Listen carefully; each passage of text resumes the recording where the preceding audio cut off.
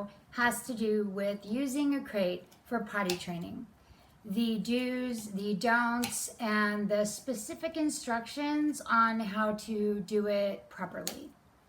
So, there are a lot of human beings these days that don't want to use a crate. And as humans, we see it as a prison or a jail, and that is not the case. The crate is basically representing a den, and dogs in the wild do not go to the bathroom in the den. So if they live in a cave, for instance, the whole pack will wander out far from the den to eliminate. And the reason is because instinctually, dogs know how to take care of themselves. They know how to survive, and they have instincts that keep them alive as a species. So if they are going to the bathroom in their den, then the other members of the pack are going to step in it. They're going to trail it into the den, and that adds up to disease, bacteria, infections, and death. So instinctually, they want to have some respect for their own den, and that is why we use a crate. The other reason we use a crate is because when a dog needs to go to the bathroom, much like a baby wearing a diaper, it is a muscle. And you can ask any woman that's had like 3 or 4 children, when she sneezes or coughs, she's going to tell you that she has no muscle left. So what we're trying to do with dogs, since we can't put a diaper on them, is teach them to physically hold it and to be able to. Many times when I encounter dogs that say lived with a doggy door, and then they move after years to a situation where they have to go out on walks, it is very difficult because every single time in the past they have ever felt the urge to go, they help themselves to the doggy door and they eliminate that urge. Well, that means they never really learned how to physically hold it, which means have that urge but not have to do anything about it right away. Be able to have a muscle that can hold that bladder. So I'm going to go over very specific instructions on how to use the crate for potty training. And in my opinion, the crate is only used for potty training and destructive behavior. It is not a punishment.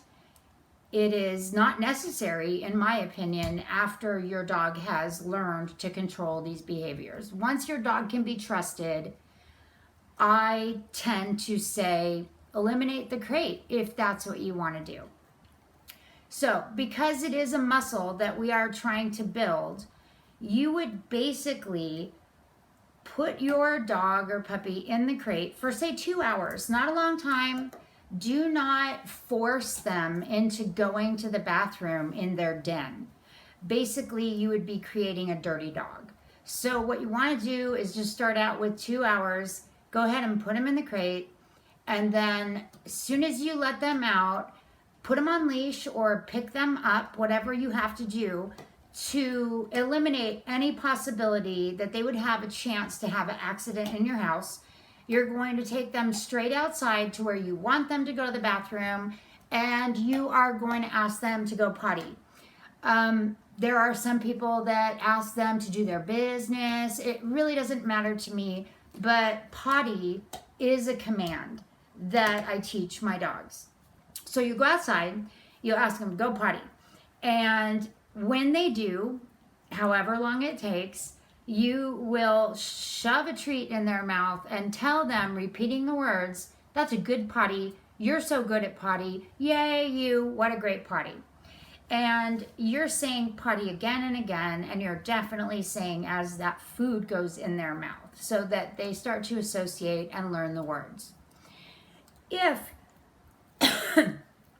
If your dog eliminated completely, which means poop and pee, or just pee if you know that's all there is, then we know that they can be trusted for a little while.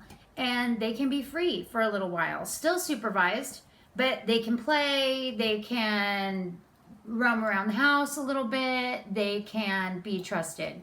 And then you would go ahead, after maybe an hour, go ahead and put them in the kennel again, another 2 hours, and just start to teach them to physically hold it.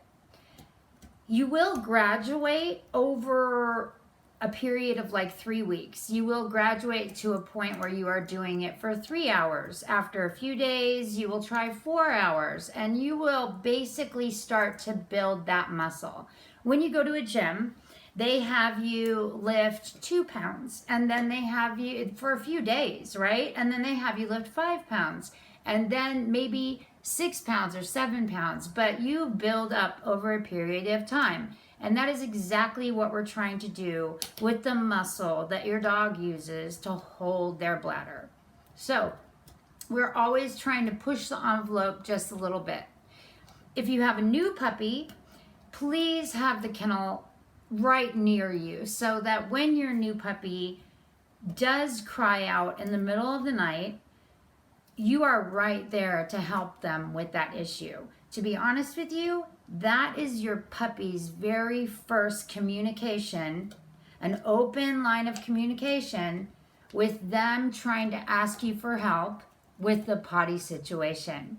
And it is great for your relationship if you are able to be there and say, oh my gosh, yes, let me take you out. Let's go to the bathroom. I'm here for you. That way, your puppy will hopefully learn to start to communicate with you when they need this particular help. And isn't that what everybody wants, is a dog that somehow tells you that they have to go? So the first open line of communication is always from the crate. If you have a puppy that is waking you up at 1 o'clock in the morning, great. Try to fulfill their needs. Do not play with them. There will be no treats. It's all business in the middle of the night, and you will put them right back in their crate and let them go back to sleep. If they're waking you up at the same time every night for more than a week, then go ahead and let them hold it an extra half hour. Go ahead and sleep through an hour just to push that envelope so that you end up with a puppy that can sleep all the way through the night. So really, if they're waking you up at the same time every night for too long, they're just awake, they're bored, they want to play, etc. So you're going to go ahead and fulfill their needs, but always be pushing the envelope for them to learn how to physically hold their bladder. Now, if you take your puppy out, and they refuse to go to the bathroom, I get a text all the time. It's the same thing. I've been outside for a half hour and my dog will not go to the bathroom. That's fine. That also means that your dog cannot be trusted, like the example I gave earlier. So instead of giving them any free time to roam around or a treat, you're definitely going to put them right back in that crate. And not for a whole 2 hours, not for the whole amount of time. Give them a half hour, give them 45 minutes, and then go ahead and get them out. Take them right out to where you want them to go and ask them again, are you going to do a potty? Come on, let's go potty. And hopefully nature will take its course. If your puppy only has the option of going outside in the place that you want them to go, and there's never any opportunity to do anything else, your puppy will go outside. But unless you know they're empty, which means they can be trusted for a little while, do not just let your puppy free in the house. Do not ignore the fact that they did not go and just let them be free, because they can't be trusted and they're definitely going to go in the house. Whether you just got a new puppy or you are adopting an older dog, pretty much the first and most important battle you will have is potty training. So it is really important to feed them on a schedule. If they do not want their food, maybe they don't like it, and maybe temporarily you need to spike their food with something that is yummy. A piece of meat, they will just eat the piece of meat. They will not eat their food. So if you mix in some chicken broth or maybe a little bit of cottage cheese and you stir it up so that it's all over their food, they tend to wolf down their food a little better. And the more you do this, the bigger their tummy stretches out and the hungrier they become. Hopefully you will not need to spike their food for very long and they will start having an appetite. Now, it's very important for you to first figure out how long does it take for what goes in to come out of your new dog. Some dogs go to the bathroom immediately after eating, and other dogs, it takes 3 hours. So everyone is different, and it's sort of up to you to make sure that your dog eats a full meal, and then you can figure out about how long naturally does it take for what goes in to come out of your puppy. Now, once you figure that out, you can adjust your schedule so that you feed at an appropriate time, so that your dog is not getting up in the middle of the night or going to the bathroom all over your floor. This also lets you know when you take them outside to do a potty, whether or not you're expecting just a number 1, or if you're expecting a number 2, please do not just let them get away with doing a number 1. If you're expecting a number 2, they must do a number 2 or they go right back in the kennel. The kennel is really a good part of an initial relationship with a new dog because it develops a chance for them to learn how to self-soothe. Now, there are a lot of people that have never learned how to self-soothe, and dogs are very similar. So, if you put your puppy in a crate and they don't like it, that's kind of too bad, because this is your first opportunity to let them know that you are basically in charge of their life, that you are making the decisions, and that they need to have some faith in you that you would not stick them in a death trap. So don't allow them to be like the crying baby that is screaming for you to come pick them up. Do not let them out of the crate in the middle of a temper tantrum or anxiety attack. You can sit next to the crate, you can attempt to soothe them, you can put treats in, you can do anything but let them out because they're telling you to. Self-soothing for a dog or a person is an important lesson to learn. If you had, say, 5 people stuck in an elevator, you would have at least one person that does not know how to self-soothe. They would say that they couldn't breathe. They would ask me if I had any food in my purse. They would think they were dying. And you would have the other few people that would just sit on the floor and wait because they have some faith that they will be rescued and they know how to self-soothe. So it is important to get your new dog used to anything and everything that they may experience in their lifetime with you. And God forbid anything ever happened and they were at the vet for more than a day, they would be confined. This is a fact of life. If you take them to a boarding facility, they are occasionally confined. And I would hate to add the utter panic of being confined to the fear that they're already going to feel at the vet, or the pain that they're already in, or the illness that they're already experiencing. They should be used to being confined and trusting that they're okay, that they're not dying, and that there is nothing wrong. So please, please do not fall victim to being a hostage or a prisoner to your puppy. Do not let them order you around, cry and scream, and get you to let them out. They are fine, they are not dying, and there is nothing wrong. And you, as a pet owner, should be able to put them somewhere and ask them to stay there without them questioning it and thinking that they know better than you. Your puppy or new dog may spend up to 8 hours in this crate for a few times towards the end of this exercise, but then you know that you have a dog that is physically capable of holding it while you go off to work or have to go earn dog food, right? It is imperative that we be able to leave the house and that your dog knows that they're okay and you know that they're able to hold their bladder. Physically capable of holding their bladder. There is a method to graduating from the crate into your home with potty training, but for right now, I want you to just stick to the basics, which is you'll start with 2 hours, you'll move to 3 hours, you'll move to 4 hours, 5 hours, 6 to 8 hours a few times, gradually, very gradually, so that your dog will learn to hold it and accept the crate as a place that is their den.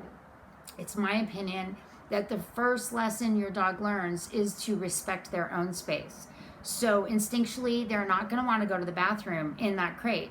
No dog wants to sleep in their feces. So they will instinctually feel the need to hold it. And this is why a lot of crates come with dividers. If your dog is going to the bathroom in one end of the crate and sleeping in the other, then you're giving them too much room and they will never learn to respect their space. It is very important that if you ever expect them to respect you and your space, that they first learn how to have some respect for their own. And then we graduate to giving them a small amount of your space. But for now, we're working on how to use the kennel specifically for potty training. And I want you to also keep in mind that holding it at night is much easier than holding it during the day. I don't know about you, but I know that I have half woken up thinking that I really have to go to the bathroom, but I fall back asleep and I actually don't go until morning. So while you're sleeping in the nighttime, when there's no action, no kids running around, no lights on, no TV, it is much easier to hold it than it would be during the day when they would normally be up, active, moving around, the family member is moving around, the TV is on, and there's action going on. That is when they are going to feel the need to go, and that is the most important time to teach them how to hold it. So instead of just being another person that tells you the proper way is to use a crate and that you should use a crate for potty training, I wanted to be someone that explained not only how to do it exactly, but also why.